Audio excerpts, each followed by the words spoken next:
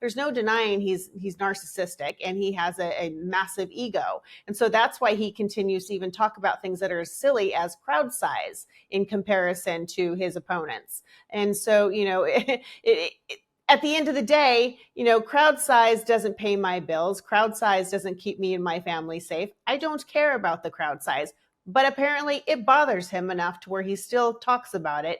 And I think the fact that he is now running against a female, you will probably see a little bit more misogyny come out. So what did you make of it? I mean, extraordinary thing, really. It took 45 minutes to get started. Then they chatted for 2 hours. 1 million people watched it, which isn't that much by political standards, I suppose. What's your first reaction to the point, I suppose, of Elon Musk and Donald Trump? Well, it was definitely a rough start. I wasn't able to get in for quite some time. And then by the time I was able to listen to them both speak, there was, 1.2 million listeners. And then by the end, there was 1.3. So I think in the end, Team Trump would probably view it as a success. I think it went a little too long. I actually dozed off at one point, and then woke up in time to catch the end. But there was really nothing new to learn. If you were a Donald Trump supporter, you're still going to be a Donald Trump supporter. If you were somebody who was on the fence, you may have heard, a little bit more about inflation, the economy, and the concerns in those areas, which are vital. But, there was a lot of ranting, a lot of rambling. And, it was definitely a comfortable conversation between the two, but it was one-sided for sure. And it seemed that Donald Trump was interviewing himself for the most part, and Elon could barely get a word in edgewise. Is that a problem for Donald? It's an interesting point, that, because his whole style is to ramble and to preach to the choir. He's very good at that. He's good at rallies. He's good at energizing his base. I guess the question for Trump as we head towards November is he's got to convince some swing voters. He's got to convince some people who didn't vote for him last time. There's probably a newly energized Democrat campaign now. Biden is out the way. Biden was a rambler, and he's out of the picture. Is that a problem for Trump, that his whole approach is to ramble on towards his own crowd? And this was a good example of that. Sure. Well, I don't think Joe Biden really was a rambler. He was more of a mumbler. And so, it just made everything difficult to understand what he was trying to get at. But Donald Trump is excellent at being a filibuster. And so he's able to keep control of the conversation, and it'll go off in multiple directions at any given moment.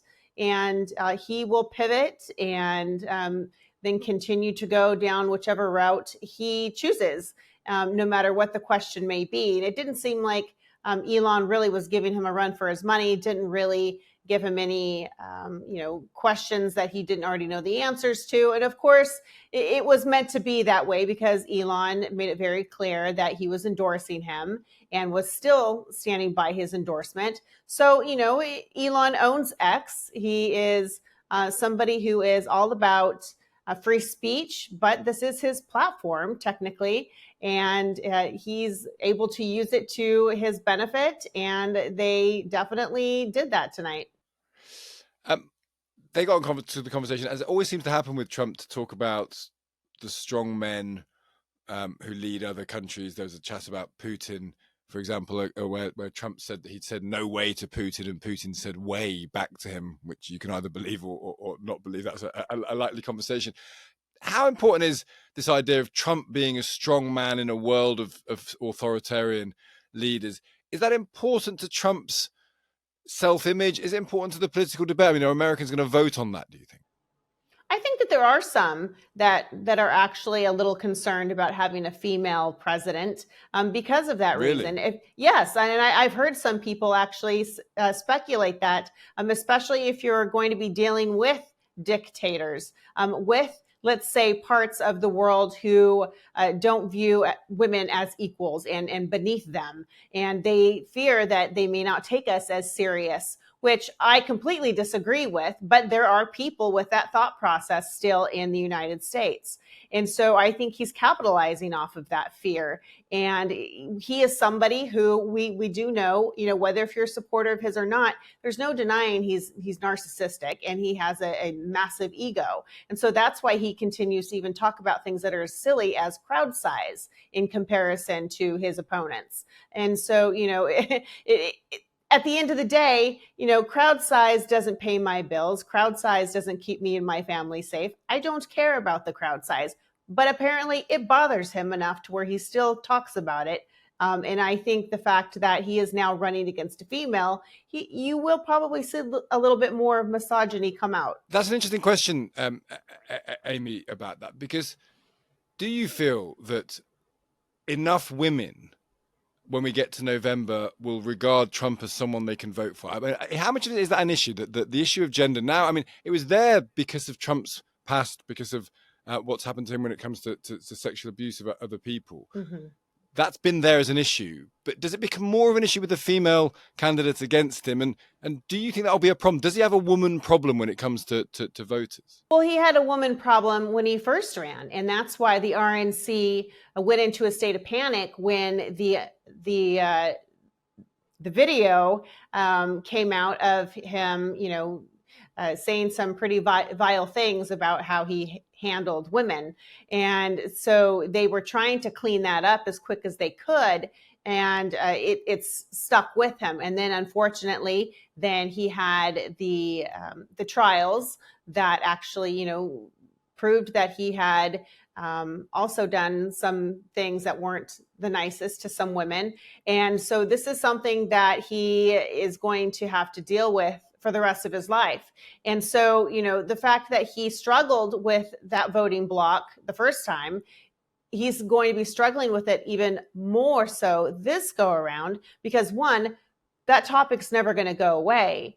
And number two, he's chosen now a vice president, J.D. Vance, whose comments have now come to haunt the Republican ticket as well. And these comments weren't made years ago. They were made pretty recent. It's not somebody who has evolved over time in their thought process. He's made comments basically stating that childless cat ladies are sociopaths. And then there was also another interview that he participated in where he didn't disagree with the interviewer that women should stay in unhealthy marriages, some violent, for the sake of the children. And that's really not a good message. And for most females who may not even be paying that close attention to where these two candidates stand on a number of issues or policies or how they voted in the past, this is enough to enrage that voting block. And it's overshadowing now really what are the policies and where do they stand? So why are they not doing anything about that? Because that sounds like a very cogent analysis to me, Amy. But every time I see them, it's all very bro-like. Even this chat with Musk is two men together talking men stuff, strong men and all of that. You never see them trying to bridge that. Whereas presumably if you're advising Trump, you say, you've got a problem here. 50% of the country are women. Abortion is a big issue, actually bigger than you want it to be. You're on the wrong side of public opinion when you come to mainstream America. Certainly the extreme Republican position is on the wrong side of public opinion. Why are they not fixing that? Why is no one...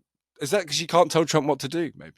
I'm not exactly sure why. I mean, something as simple as I know in the first election, people were begging the campaign to actually have his wife and his daughter, Ivanka, do more on the campaign trail because of those reasons. They felt that those two individuals were very relatable to some extent, people that, that you could even look up to some extent. And they just weren't really, they weren't used to his advantage. And so I'm not exactly sure why they're not trying to clean up this messaging. I mean, Donald Trump himself has been kind of all over the map with the abortion issue. He was first a Democrat, and that's fine. Like I said, people evolve over time, and they're more than, it's okay to make different choices at some point, but you have to have a good reason, right? And explain to the public. But he was pro-choice, and then he realized he needed the evangelical vote in 2016, and he pandered pretty heavily. And then all of a sudden he became extremely pro-life, even addressed pro-life events. And then once he was in office, then he, obviously we had the Supreme Court with a few new members, and they overturned Roe v. Wade. And then now all of a sudden, we had somebody like Governor Ron DeSantis out of Florida who signed what was called the heartbeat bill, where they made abortions illegal after 6 weeks. Well, I'm pro-life, but I can tell you most women don't even know they're pregnant until they're maybe 10 or 11 weeks into it. So I know that sent a lot of women into a state of panic. And then Donald Trump all of a sudden said, oh, well, that's too extreme. Okay, well, then which one are you? And where do you draw the line? And then he just chose to address a massive Baptist convention that is, 100% anti-abortion. But then now he's still backpedaling and saying, okay, well, now we need to leave it up to the states. Which one are you? Yeah. The preaching to the choir thing again is what he does, and that's a maybe an example of what happened last night. Amy, it's so interesting to talk to you. We'll see. I can't believe this will necessarily alter the picture of American politics, but it was interesting that he did it nonetheless. Thank you so much for talking to us today. Thank you.